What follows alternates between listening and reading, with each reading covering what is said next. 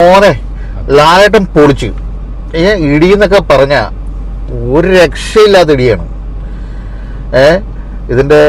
ഇതിന്റെ stunt master ആണെന്നുള്ള ഞാൻ വായിച്ചു നോക്കിയില്ല, ആരാണെന്ന് പേരറിഞ്ഞൂടെ. ആരാണെങ്കിലും ലാലേട്ടനെ എങ്ങനെ ഉപയോഗിക്കാം?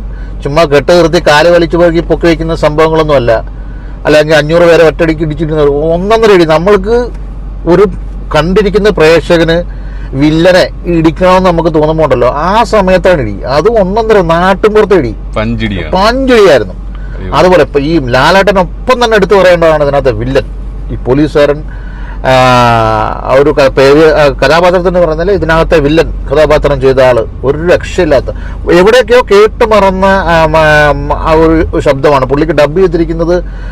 ഇടയ്ക്ക് എനിക്ക് തോന്നി ഷമ്മി തിലകനെ പോലെ തോന്നി. അതുപോലെ മറ്റേ ഒരു ഷമ്മി തിലകൻ അല്ല അത് ഒരിക്കലും, പക്ഷേ ഷമ്മി തിലകന്റെ ചില മാനരസങ്ങളൊക്കെ പുള്ളി അവിടെ ഇവിടെയായിട്ട് കാണിക്കുന്നുണ്ട്.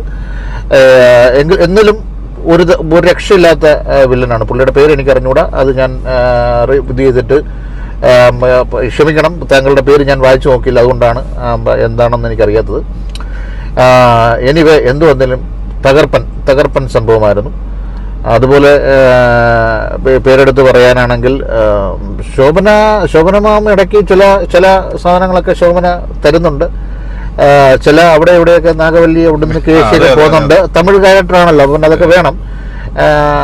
ചില നല്ല തമാശകൾ, ചില നറുമുഹൂർത്തങ്ങൾ ഒരു കുടുംബത്തിൽ സംഭവിക്കുന്ന രീതിയിലുള്ള അങ്ങനെയുള്ള മുഹൂർത്തങ്ങളുണ്ട്. പക്ഷേ ഈ കഥ നിങ്ങൾക്കായി കാത്തു വെച്ചേക്കുന്നത് എന്തെന്നറിയാൻ നിങ്ങൾ ഇടവേള കഴിഞ്ഞിട്ട് ഇരിക്കണം. അത് കഴിഞ്ഞിട്ട് അങ്ങോട്ട് തീയാണ്. ഒരു രക്ഷയില്ലാത്ത സംഭവമാണ് തരുൺമൂർത്തി എടുത്തു വെച്ചിരിക്കുന്നത്. 100ൽ 100 മാർക്ക്. ഒരു മാർക്ക് പോലും അവിടെ എവിടെയും കുറയ്ക്കേണ്ടതായിട്ടില്ല. എന്തെങ്കിലും അഥവാ ഇനി ഒരു മാർക്ക് എവിടെയെങ്കിലും കുറയ്ക്കണമെന്നുണ്ടെങ്കിൽ പോലും അത് എവിടെ കുറയ്ക്കാനാണ്? അങ്ങനെ പ്രത്യേകിച്ച് നിങ്ങൾ തോന്നുന്നത് കുറയ്ക്കേണ്ടതായിട്ടൊന്നും എനിക്ക് വളരെയധികം ഇഷ്ടപ്പെട്ടു. കൊടുത്ത കാശ് എൻ്റെ കുടുംബത്തിലുള്ളവർക്ക് എല്ലാവർക്കും, ഞങ്ങൾ ഒരുമിച്ചാണ് എല്ലാവരും കണ്ടത്. ചിലർക്ക് ഇത് കണ്ടിട്ടുള്ള ഇമോഷണൽ ഫീലിങ്സ് ഇതുവരെ പടം കണ്ടിറങ്ങിയതിൻ്റെ മാറിയിട്ടില്ല. അതുകൊണ്ടാണ് അവരാരും ഇതിൻ്റെ മുന്നിലേക്ക് വരാത്തത്.